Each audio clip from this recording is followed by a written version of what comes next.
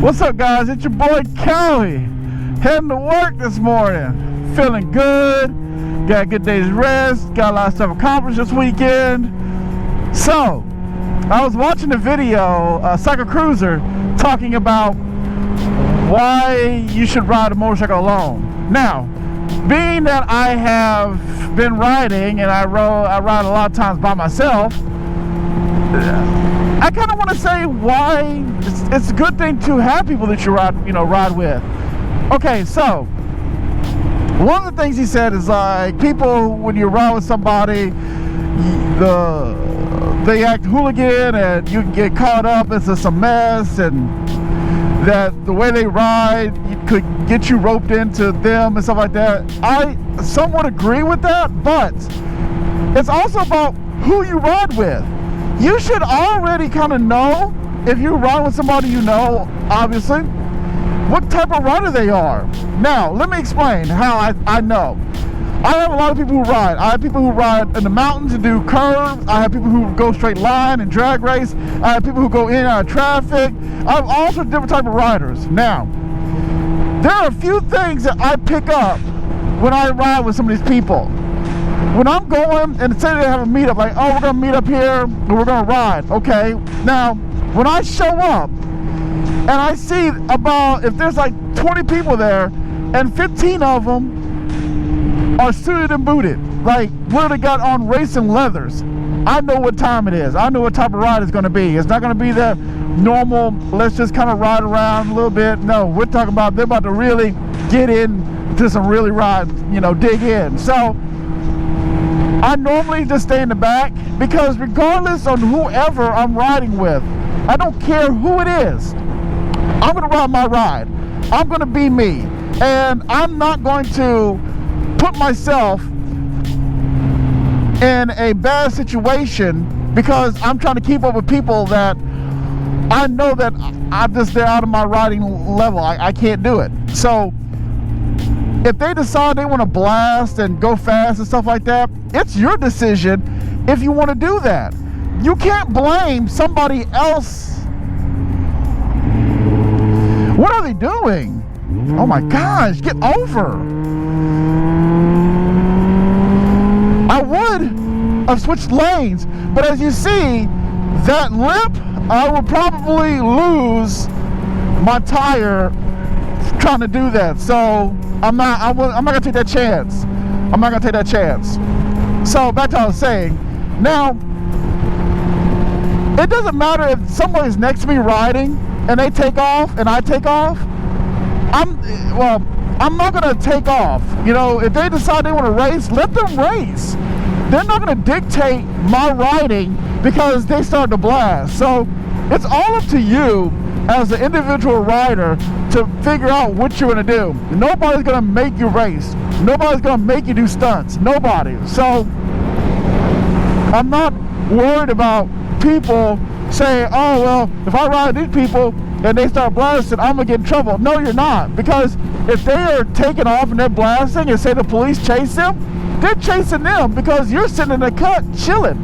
I have many times rode with people and they have taken off and blasted, and I just stood still and was just chilling, and next thing I know, a few minutes later, there's some cops taking off behind me, and they passed me like I'm sitting still, but they're going after them, not me. So that's like one of the reasons why what he said is, yes, partly true, but most of it's false, because you dictate your own riding. Another thing too about riding with people is that there are certain places you should ride with people. Now it depends on the person. It depends on where you're going.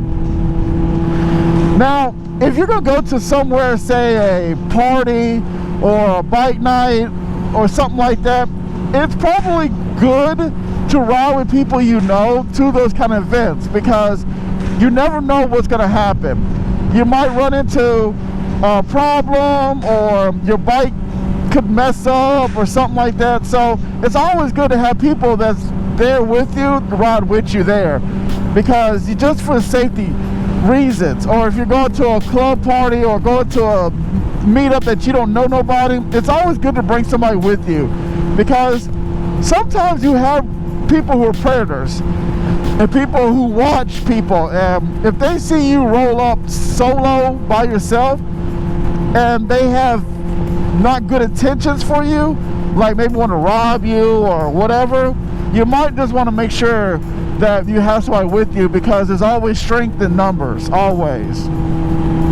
Another reason why you should ride with people, especially in this situation, I suggest you always ride with somebody in this particular situation. When you're out, say you went to the Tail of the Dragon or to some of those roads in California that are curvy and that, you know, are like cliffs if you fall off the side, you should always have somebody with you riding those type of roads. I'm not saying that you should race and go as fast as you can and stuff like that and ride out of your level or your comfortability, but I say this: if, say for instance, I'm going to Tail Dragon and I'm riding, and say something happens to me and I fall off the edge, right? If somebody who's there with me or I rode with will go, you know, will be at the bottom of the hill or whatever, and they're like, man, where's Cowie at? Let me go look for him. They will go look for me. They will literally go and try to find where I'm at, because they're like, well, we came here together, we'll leave together. But if you're by yourself and you fall off that mountain, especially if there's nobody around or no one sees you fall off, no telling how long you'll be down there. You could be dying and nobody will even know you're down there or even look for you, because they have no idea who you are.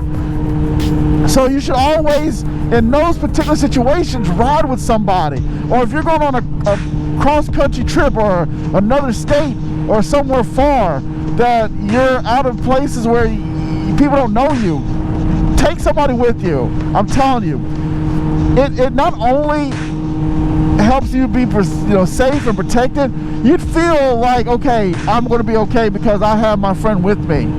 You should. I'm telling you, you should. You know, those are another thing, another reason why you should ride with people is just to have that brotherhood, that like we share the same passion and you talk about different things. I have so many times where people come up to me and just start talking to me, and we start riding together and we start just bonding. That is like something that you can't get riding solo. Riding solo is just, you're just by yourself.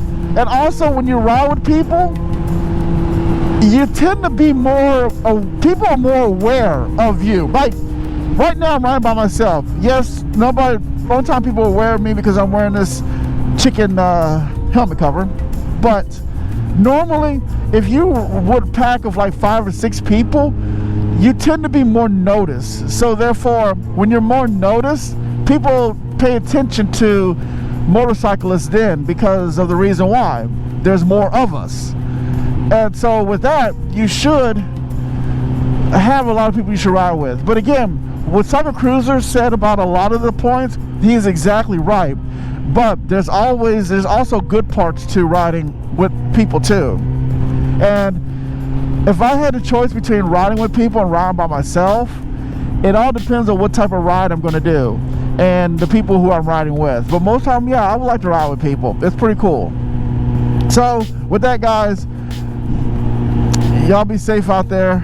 Almost home. I mean, not home. Gosh, I wish I was going home. No, almost at work. So it's just crazy where I work at. I work behind, in front of me is the Harley Davidson dealership, and I see people practicing all the time, especially when I'm on break, and I just feel like, oh, I wish I was them.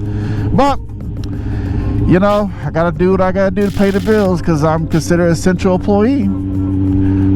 So guys, be safe out there. What is this guy doing? I'm so glad I wasn't going around the corner like I normally go.